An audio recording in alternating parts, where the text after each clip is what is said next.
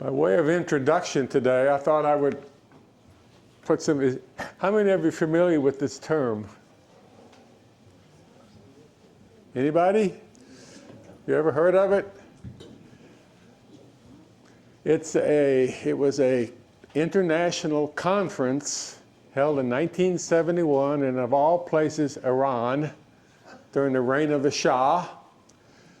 And over 100 nations got together, and they designated in every country that participated wetlands of international importance. I can't imagine that happening today. Here's the statement that they gave. It says, wetlands are vital to human survival. They are among the world's most productive environments, cradles of biological diversity, and provide the water and productivity upon which countless species of plants and animals spend for survival. Very forward-thinking, so forth. And the Ramsar Convention still exists. It's keeping a low profile now in the US, but it still exists. And it's housed in Switzerland. And there are, I don't know, if you look up, you go on the web and you look up Ramsar, there'll be a list of all the countries and all the wetlands in the world that are deemed of importance. That doesn't mean they're protected. It simply means that they're acknowledged. In Illinois, the US, England has 400, the US has 41, which tells you something about, I'm not sure what it says about the US, but Illinois has 3, believe it or not. And if we ever do subsequent programs here, I think my next program, if I do it, will be called The Last Great Places in Illinois. Okay, and we have 3 Ramsar sites. So, we've often talked about why we go places. Well, this was the reason we went here, okay, to Brazil and the Pantanal. Okay, that's the reason we went, because of its ecological and biological diversity, and it is the world's largest single wetland. My pointer died. There it is. How big is it? Well, it's a tropical wetland, most of it in the state of Mato Grosso in Brazil. It's 140,000 square kilometers, 54,000 square miles. Does that number ring a bell to anybody? It's the size of Illinois, okay? And there's a road called the Transpantanal Highway that goes halfway across, not all the way across, and it's in 3 different countries, Paraguay, Bolivia, and Brazil.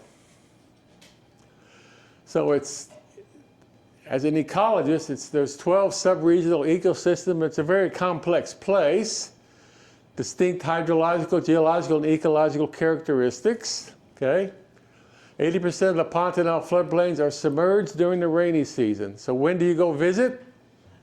The dry season, right? Otherwise, you can't go anywhere except by boat.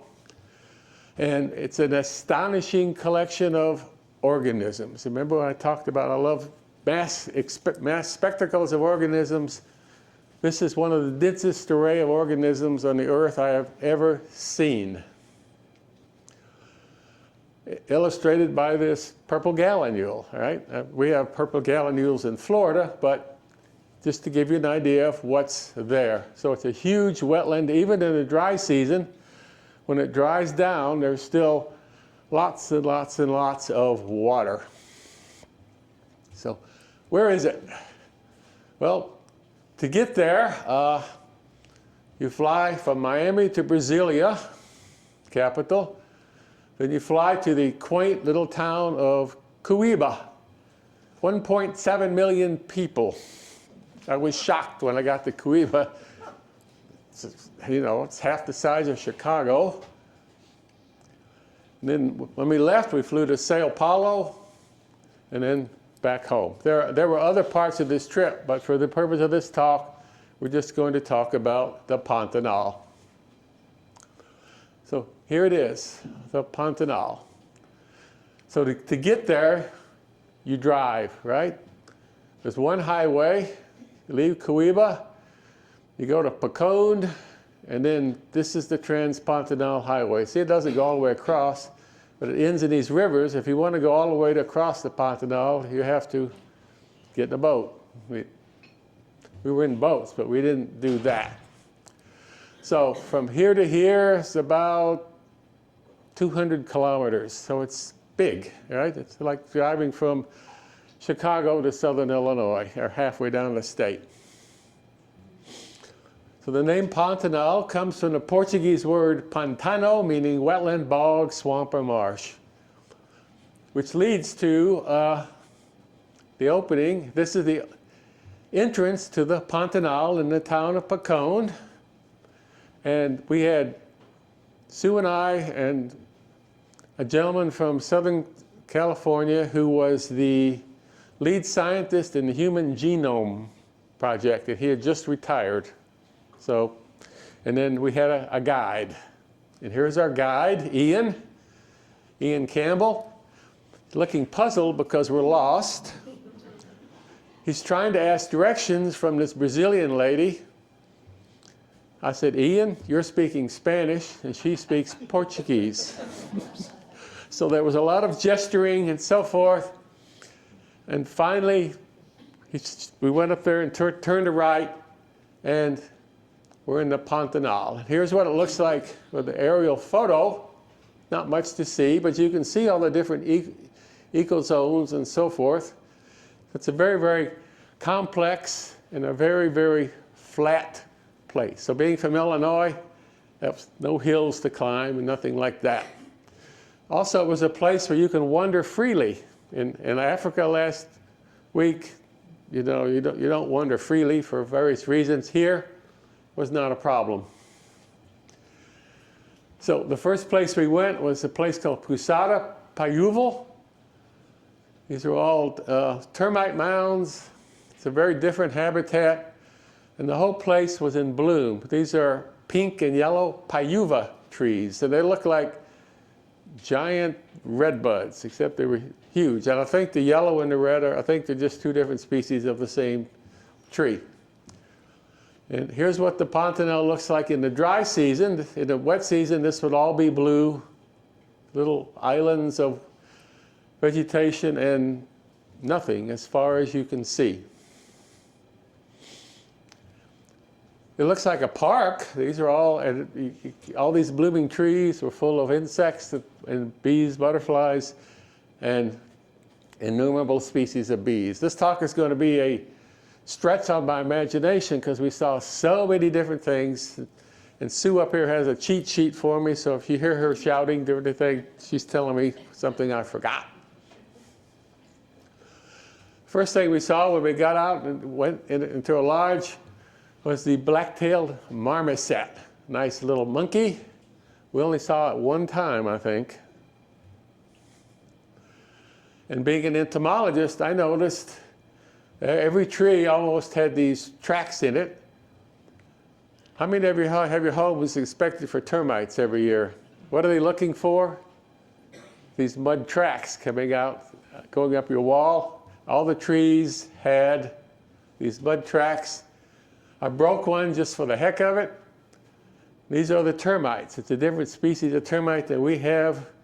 And these individuals are called nasudiform. Our soldier termites have mandibles for protecting. These squirt sticky liquid and kind of gum up anything that wants to eat them. And here they are repairing the hole I made in their track. Lots and lots of birds. And for those of you that are bird people, like this ring kingfisher, Amazon kingfisher. This is a female. The male is quite a bit more colorful.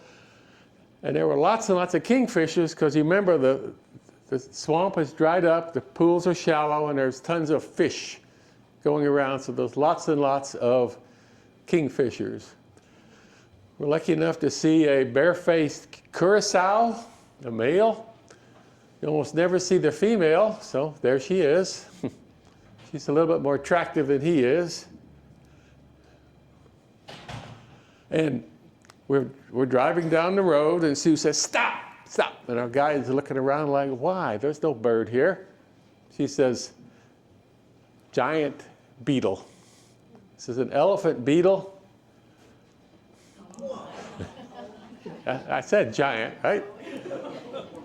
And we had more fun with this beetle.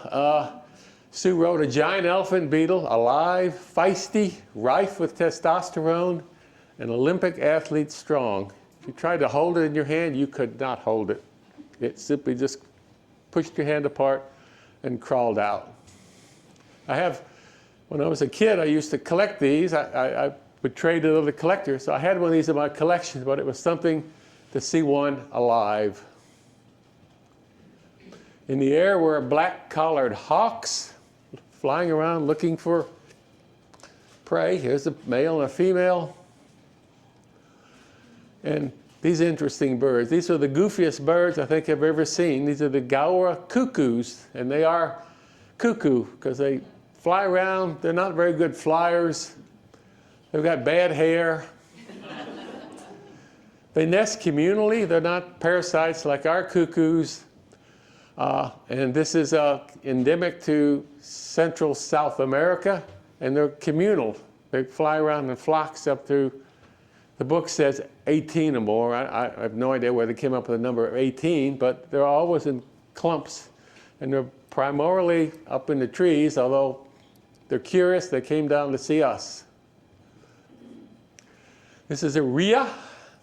See, South Americans' version of the ostrich, the largest bird in South America. And it has basically the same ecological niche that African ostriches have. It's quite a big bird, like 4 feet, 5 feet tall.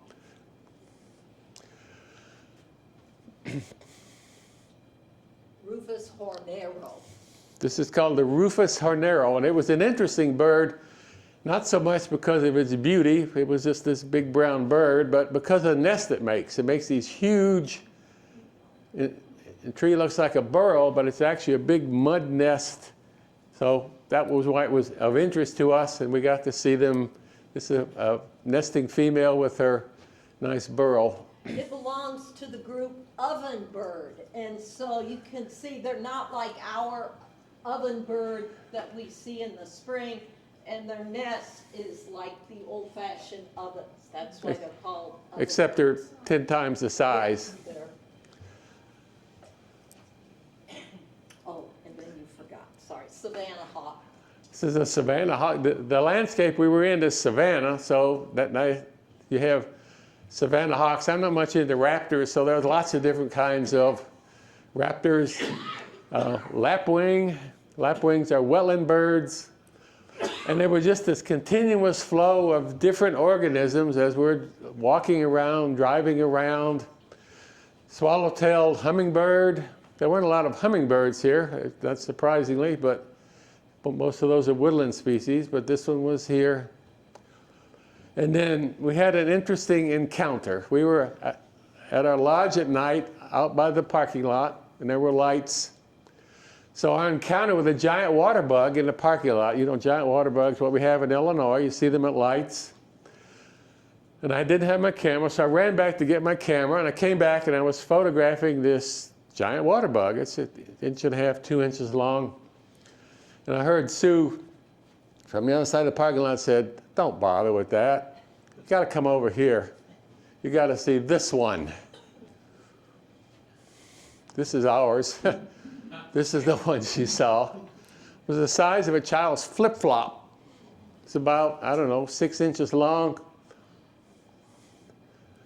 Here it is next to a dollar bill. Weighed almost nothing, but these are aquatic predators. It has raptorial legs. And you do not want to be bitten by giant water bug because it has a sharp beak that injects enzymes and toxins into its prey, paralyzes them, liquefies the inside, and then sucks it out again.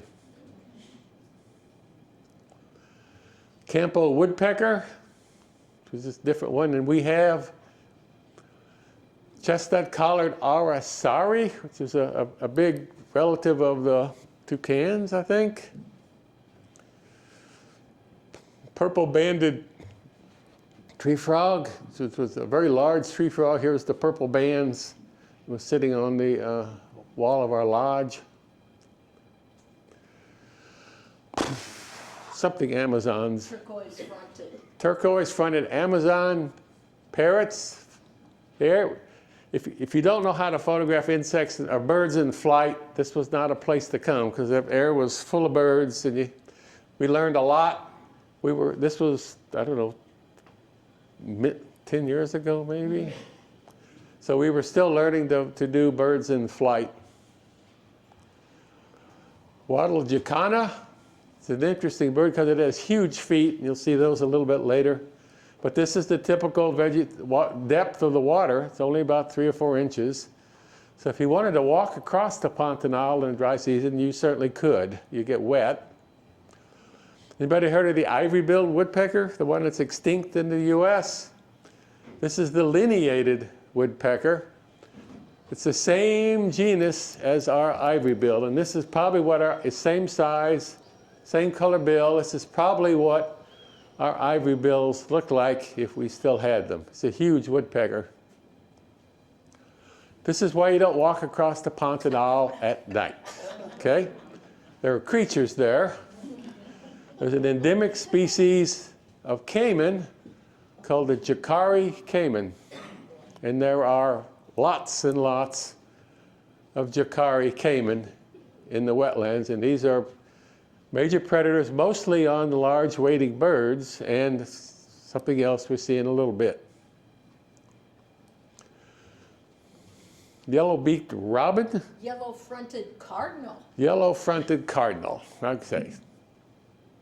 The one that forages on the ground, kind of does what our cardinals do. Barefaced ibis. See, there's lots and lots of birds associated with water, and because the water is concentrated, they're all clumped together. From a distance, we got to see a giant anteater. We were up in a visitation tower, and we saw this thing in the distance. That's the kind of not so great photo, but it was the only time we saw this giant anteater. Remember all those ant columns, or termite columns? This is the main predator. Great ant shrike. Okay, this is one of Sue's birds. When you go to the tropics, and there are army ants and all kinds of ants in the ground, there are birds that follow those columns, and they're called ant shrikes, and they're very difficult to see. So this is, what was it again? Great ant shrike. The great ant shrike. It's not very big, but the red-legged Siriyama. In Africa, I don't know if you know what secretary birds are. They're the big birds that stomp snakes and kill them. This is the equivalent in South America. These things hunt snakes. They'll pick the snake up and just keep slamming it down until they've killed it, and then they eat it. And it's a big bird. Somebody asked me about snakes. This is what happens when Rufus. This is the gray-crested chahote. Gray-crested cachalote? Yes. Oh, that means nothing to me? Okay. These are wrens, thrush-like wren. Okay, a thrush-like wren. See what I mean? There's birds. This is just a very small percentage of the ones we saw. So, we get on, we haven't left the lodge yet where we were, that first lodge. We get on the Transpantanal Highway, which is basically a one-lane dirt road, okay? Dusty, and head across the Pantanal. This is what it looks like on both sides of the road. Lots and lots of organisms. These are all caiman. When I first saw these, I thought they were abandoned tires. There were so many of them. Great egrets, Jabiru storks, by the thousands, by the tens of thousands, by the hundreds of thousands. I'm not sure what they were all eating. There were so many of them. Amazing spectacle to see. And they all kind of interact with each other, and interspersed in here are caiman. So you can see where the caimans are getting their food source. This is one of the main reasons we went to the Pantanal, because who loves rodents? And who doesn't like the world's largest rodent, the capybara? Got to remember, this great egret is this tall. So this is not a trivial rodent. So our first encounter with a capybara, it appeared like some shaggy, wet steamer trunk, the size of a baby hippo, galumping across the landscape. These things are 4 feet long, 175 pounds, a very, very, very large rodent, and they're semi-aquatic. So this beautiful bird is called the capped heron. For every 100 great egrets you saw maybe one capped heron.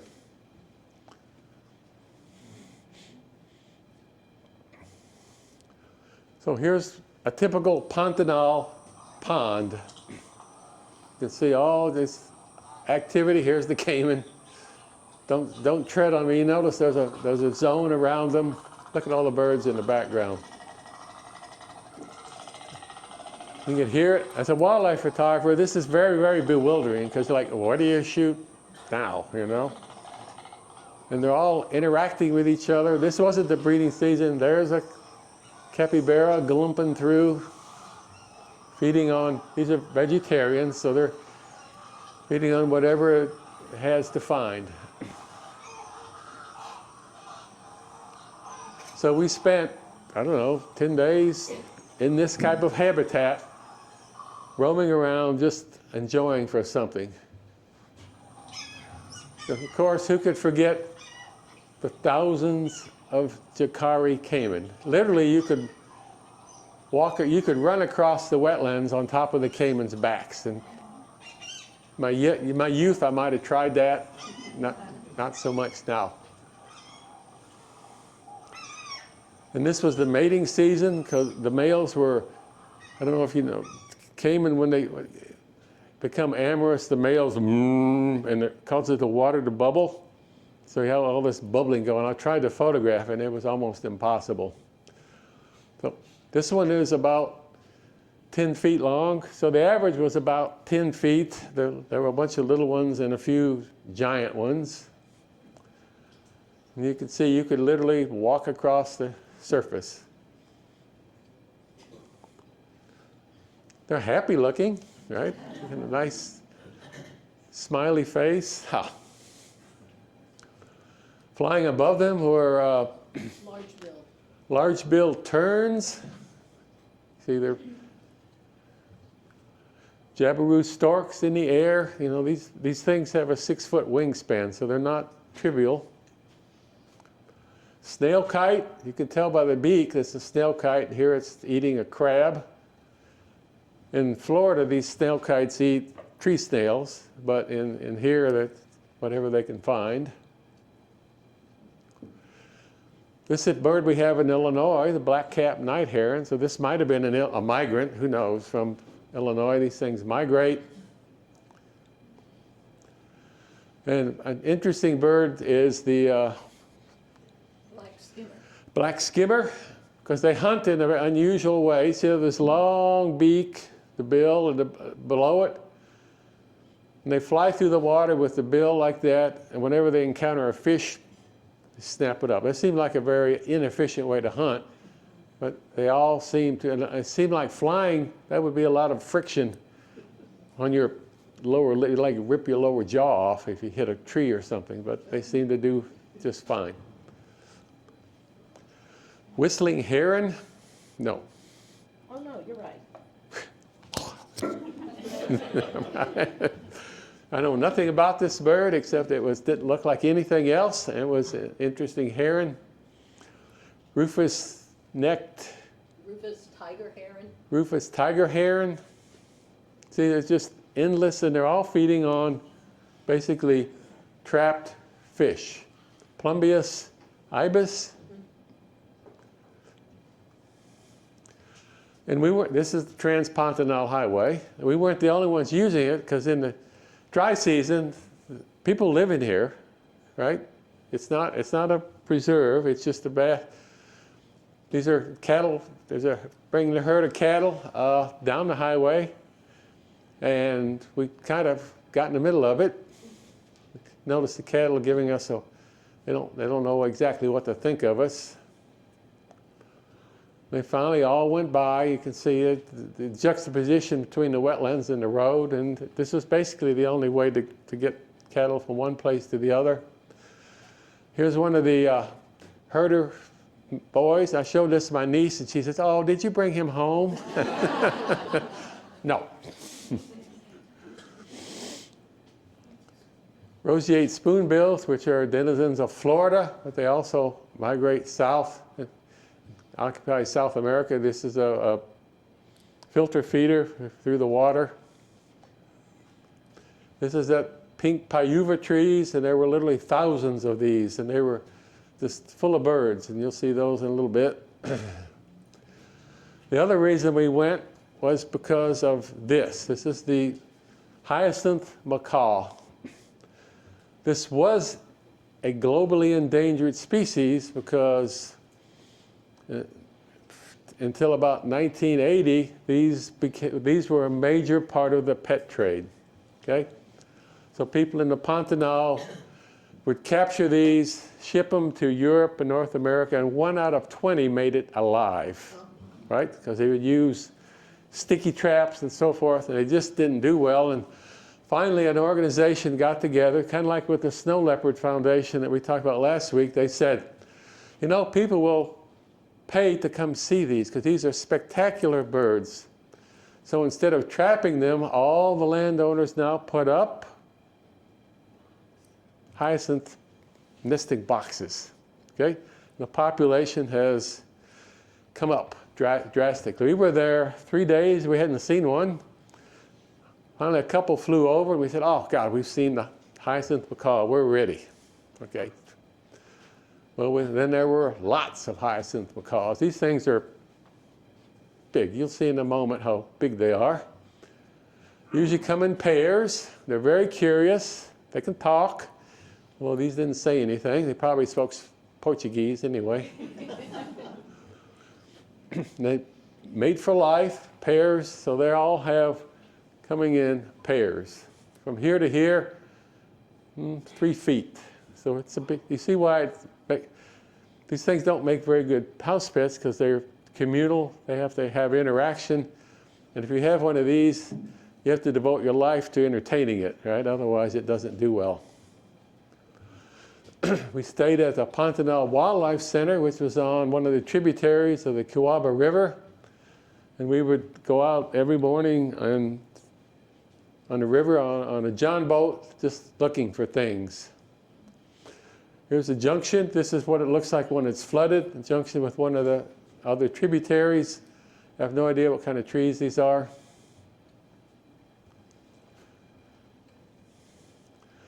But we saw strange things, like these piping guan. It's like a big turkey in a tree. You can see this pink tree. There's a male and a female. And we got up close and personal with lots and lots of capybara. That's about as big, it's not quite that big, but almost. Everywhere, there were capybara everywhere. Family groups.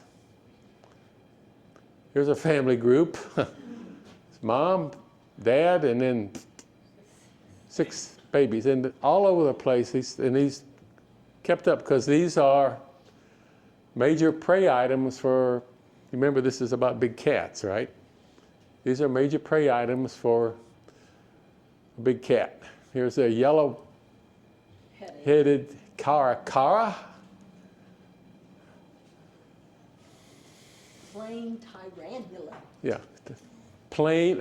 Anytime your name starts with plain, it's like, yeah, plain tyrannulate.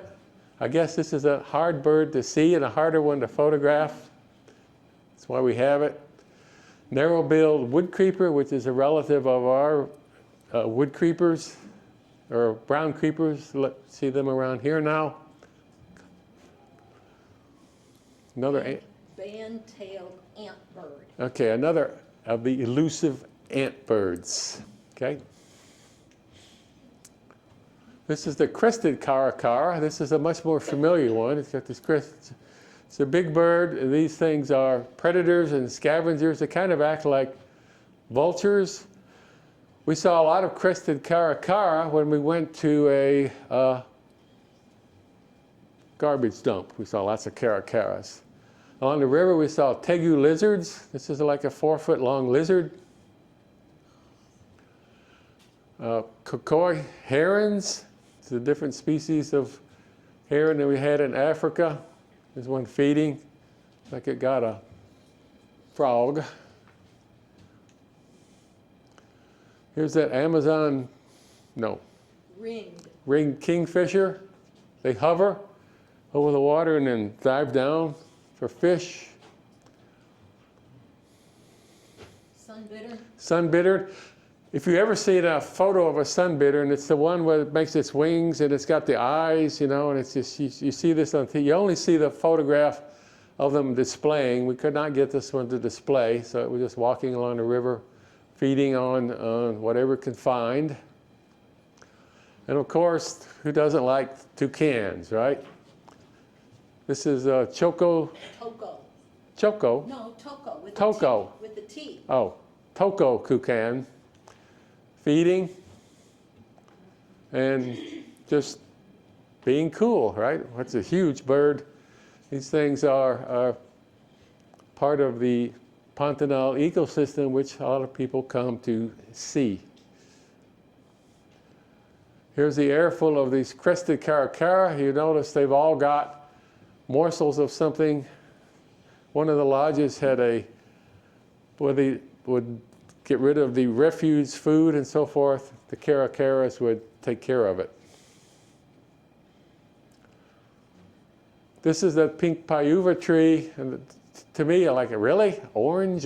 This is a fashion no-no, right? This is the orange-backed trupal. Orange-backed kukal. To me, it looks like an oriole, but anyway, I'm like, really? An orange bird sitting in a purple tree or a pink tree? It's cool. Jabiru storks, you see this one's got a little crayfish. These things their head on these things is huge. They're very docile. They don't seem, they know that we're not predators. The only thing that can feed on these is a caiman.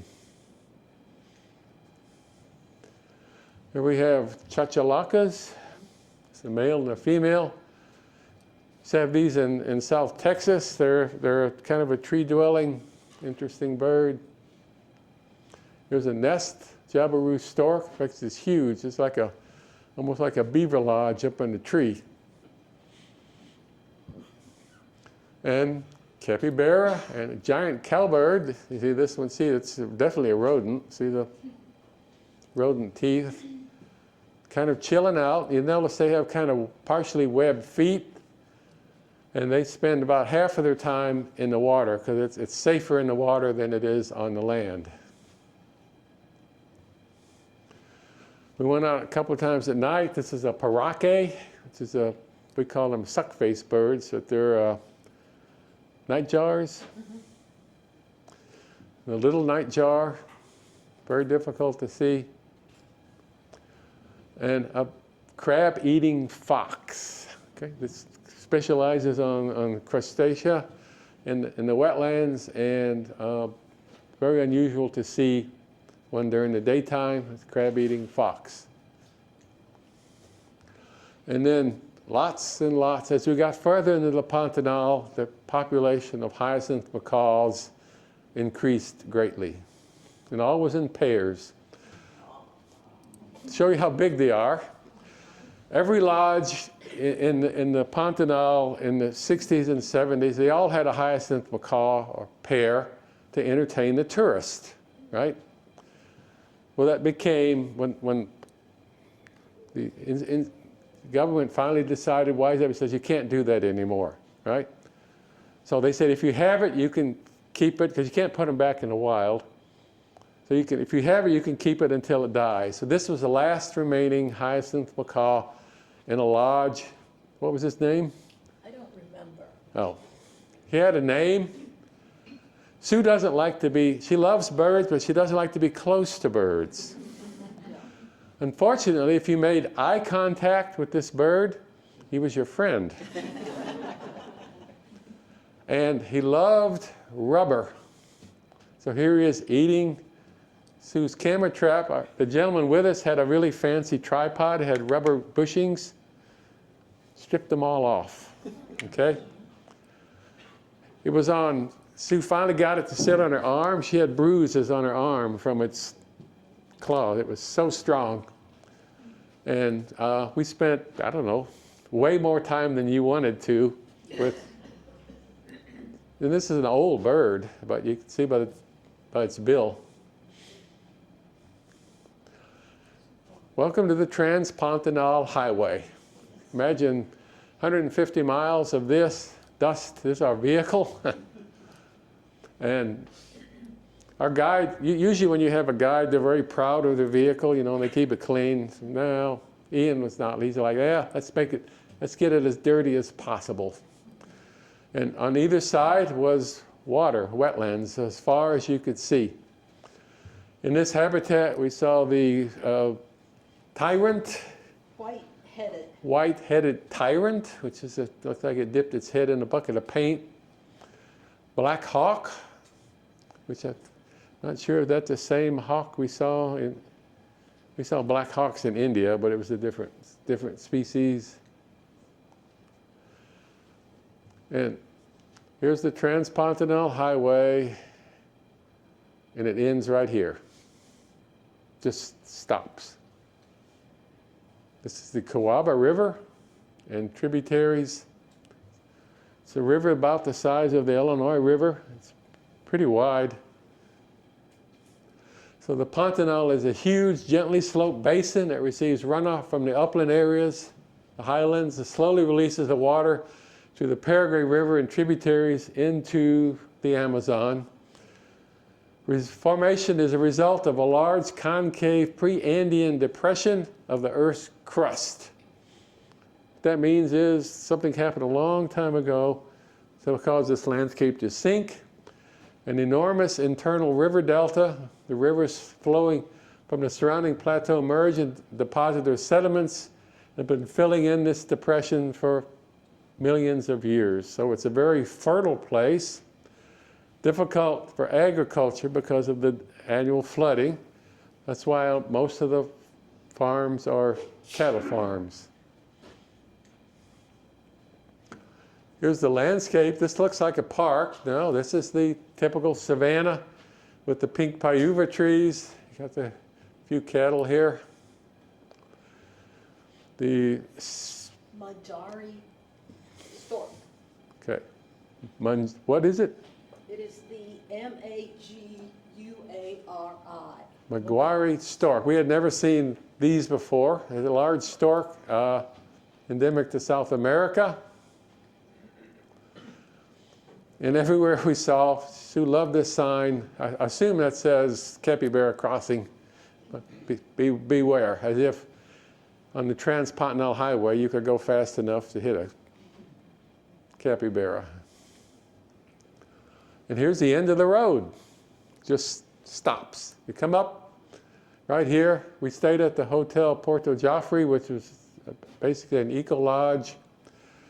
And the road hinged in, and there were a bunch of boats here. There were some John boats, some clunky John boats, and some medium-sized boats.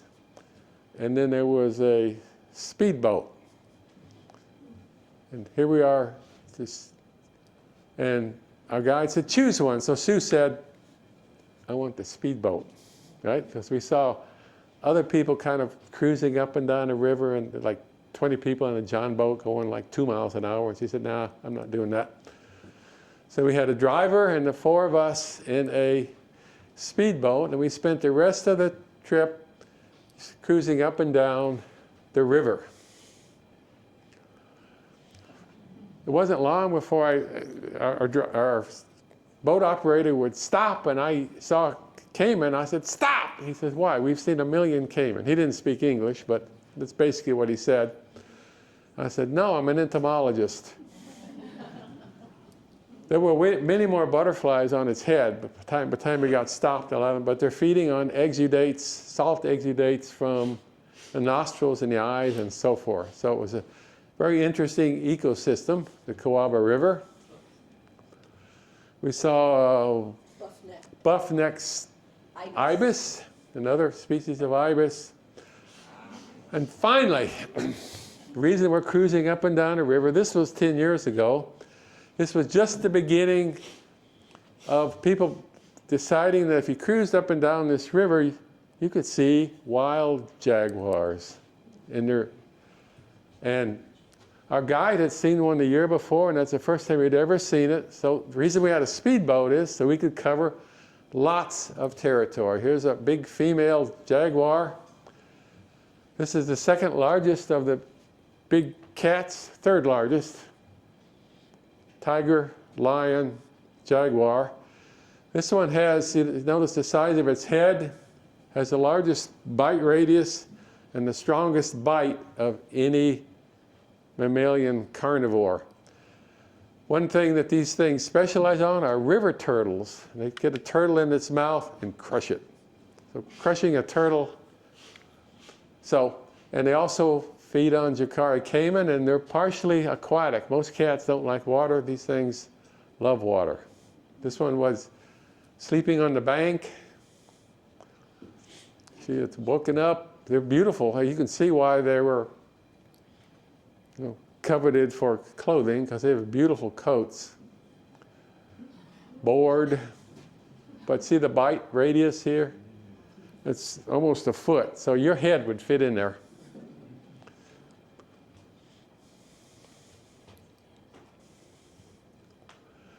We saw lots of butterflies puddling along the water. These are large sulfurs. These things, occasionally one of these will make it up to Illinois. I think there's been 4 or 5 occurrences, but these are tropical butterflies. Hyacinth macaws in the evening. And we did have an encounter with a large snake. This is a yellow anaconda, and I was out walking in a lodge one morning, and I came across this. So this is a yellow anaconda. It's 12.5 feet long. It's probably a foot and a half around. And I went and I said, it was just laying on the path. And I told one of the staff at the thing, I said, is this something that should be here? He said, well, yeah, they come in every once in a while. He said, don't bother, then it won't bother you. But then they had to move it because they felt it was a danger. Here's a little video of them. We call it anaconda wrangling. How do you put an anaconda in a bucket, right? Got it by its tail. You see, it's very long. He's trying, and it was very amusing because they were terrified of it. You hear the Portuguese back and forth. And I won't show you the whole thing, but it was, eventually they got it in, they took it out, took it on a boat and dropped it off upriver. And there's brown capuchin monkey overhead kind of scratching his head like, oh, what's going on? This is a Kakoi heron flying over. And this is what I wanted to see. This is the Victoria water lily. This is the world's largest water lily. It's like a big piece of, some of these are 6 feet in diameter. It's like a big piece of styrofoam. And the bigger they are, the big ones, you can actually stand on it. And there was a wetland behind the lodge, and it was full of these Victoria water lilies. Here's one with a jacana. You can see the huge feet on the jacana and see how big they are. And the only place I'd ever seen these before was in the Missouri Botanic Garden. They had a couple of really crappy little examples, but these things were magnificent. piping, or horned Southern screamer. southern screamer. Very large bird, and it's sounds like a whoo, it's like a scream. And these are vegetarians. They live in, there's a horned screamers, southern screamers, northern screamers. We're lucky to see this one. They're really hard to see. Here's the bloom of that Victoria water lily. It's like this big, huge. And you can see walking this. We went walking in here looking for jaguars, but we did not find any. Trail through the woods. And we spent a lot of time on the river. You would come across, here's a huge Jacare caiman. It's almost 14 feet. It's a little one all over the place. Usually it's standing on sandbars. The capybaras and the caiman get along just fine. They were always sunning together. This one's a pregnant female. Here's mom and baby. Huh. She's very protective because guess what? That's kibble for a jaguar. It's a snack. So along the river, yellow payuva trees. You can see the edge of the river is just pretty much an edge. And we saw lots and lots of we saw so many jaguars. After a while, we were like, okay. This one was hunting. It's a big male. Then he noticed something. Come stalking down the river, getting ready to jump, and then something spooked it and he took off. So you look at the eyes, you can see he's looking at something. This is the Amazon kingfisher. We saw the female, has the male with this buff patch. Rufous-tailed jacamar. Rufous-tailed jacamar, which is kind of it almost looks like a hummingbird, except it's quite a bit bigger. And then after a while, we saw so many jaguars. Sue said, enough. We're going to spend 9 hours in the boat.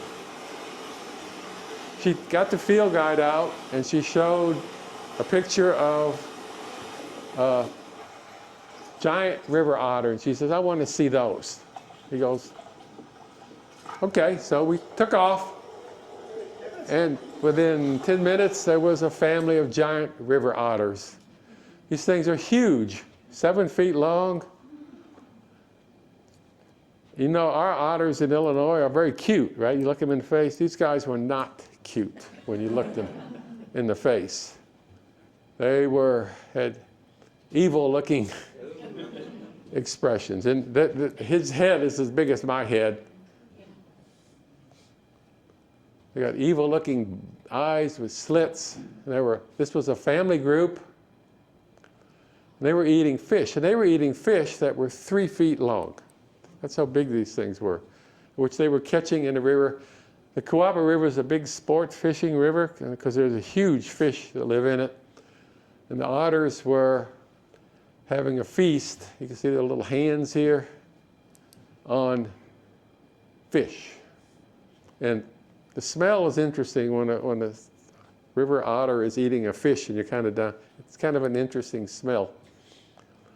These things are not prey for jaguars. They're too big, too strong, and too nasty, and too many of them gang up on the jaguar. See, this is what we were smelling, I guess. Lots of teeth.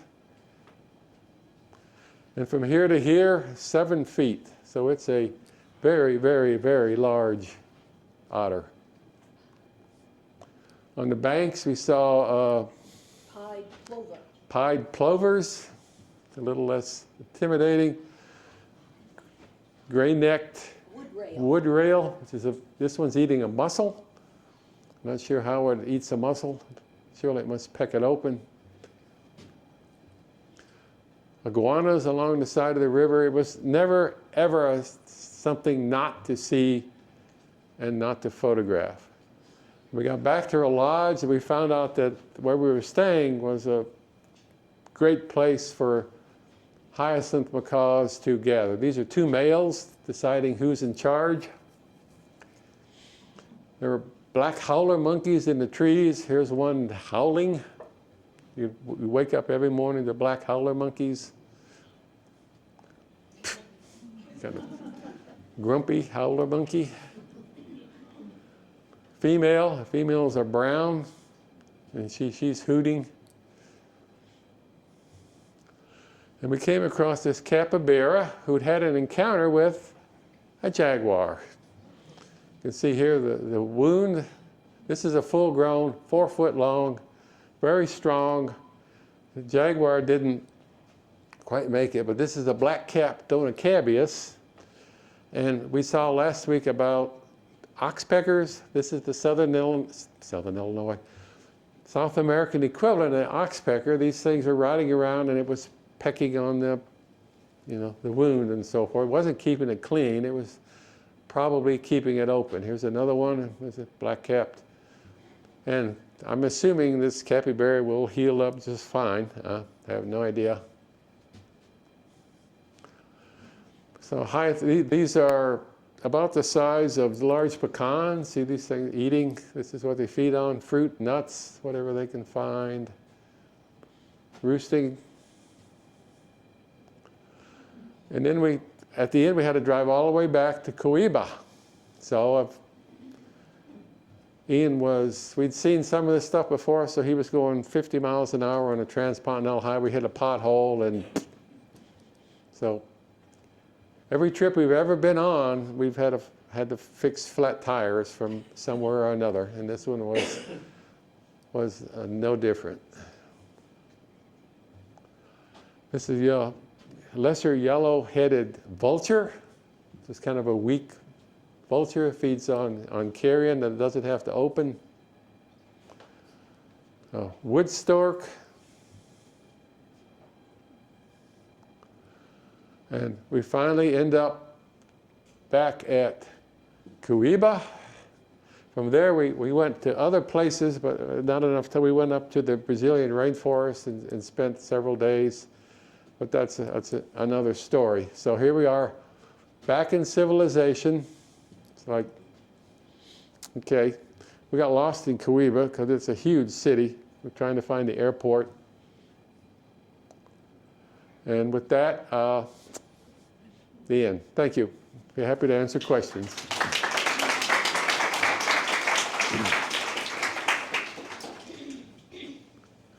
This is where we went. Here's Coiba.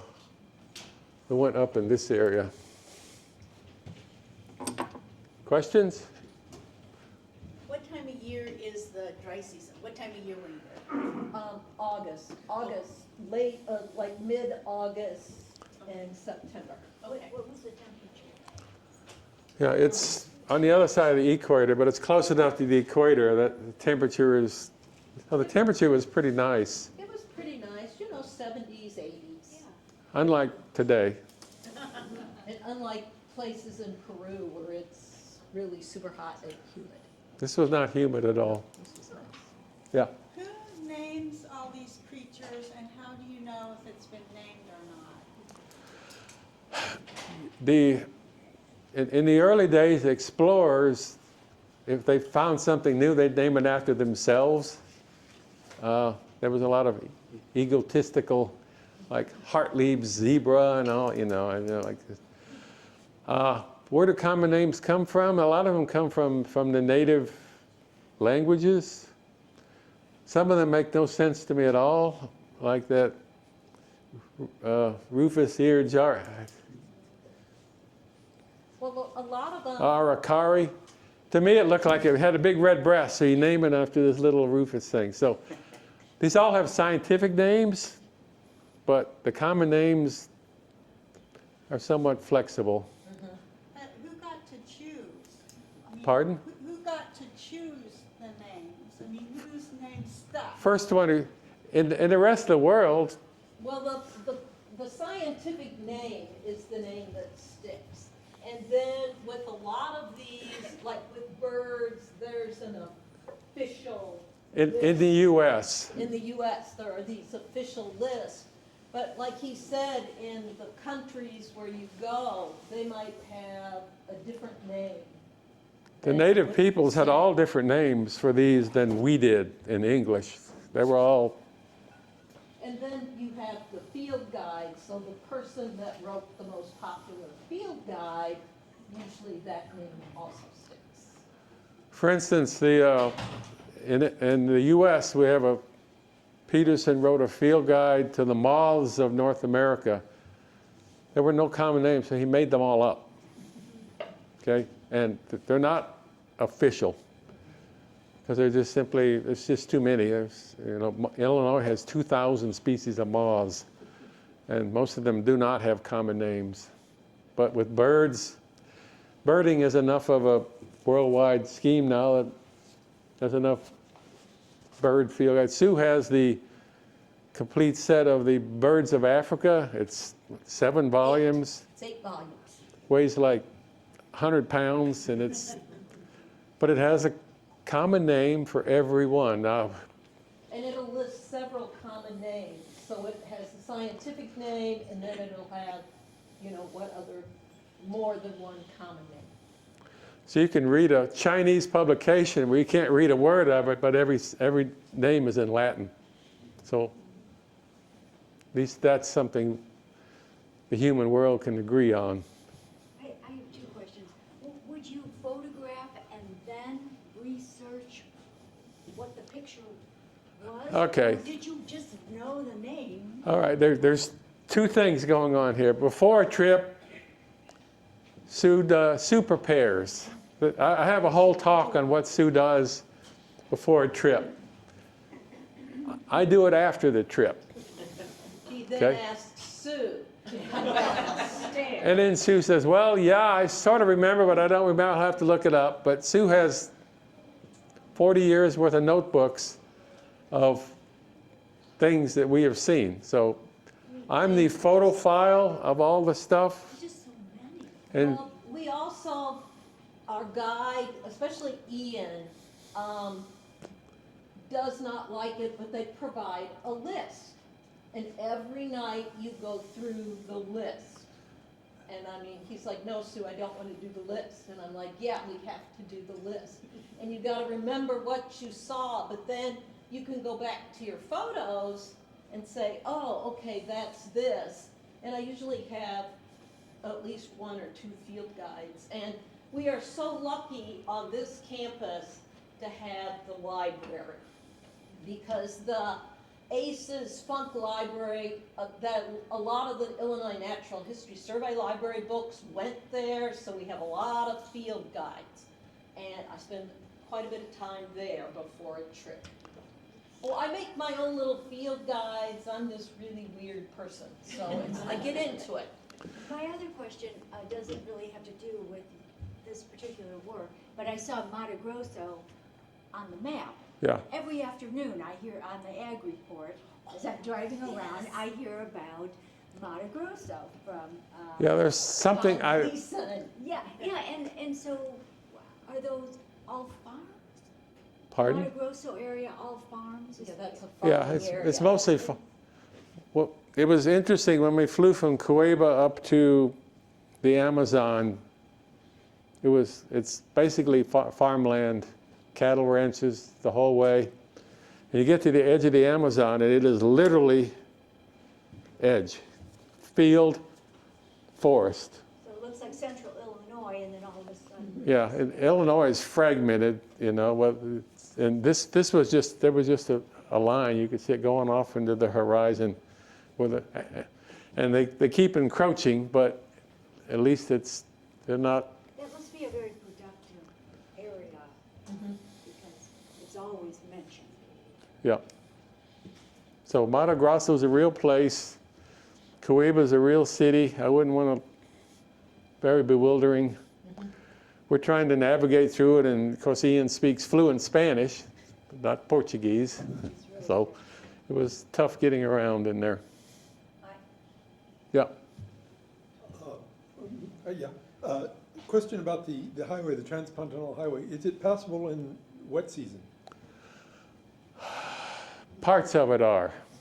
Not much. Not much, because anywhere there's a dip, it's flooded. So Yeah, that's why they were using it for the cattle in the dry season. In the wet season, you're pretty much isolated. All the people have farms instead there. They all have boats to get to the city and so forth. So it's a long way to civilization from the central Pantanal, so I'm not sure how they manage that. Kids going to school and, you know, the logistics and all that stuff. I asked, I said, is there mail service here? And they just laughed. No. No. Yeah. Why didn't the motor scare away all this wildlife? They were very good. We would go down the middle of the river and then creep into the edges. And they're also somewhat used to it because, Like squirrels, they're used to our cars. yes, You know, because people are constantly going back and forth. And there were always people going up and down the river, fishing and all sorts of things, so that the tourists and the boats, the animals are like, well, you're not going to, you know, no hunting. It's called the Jaguar Preserve, and it's basically protect. There are people patrolling the, you know, to make sure that, and to fish there, you have to have a licensed guide. But if you want to catch big fish, that's where people go.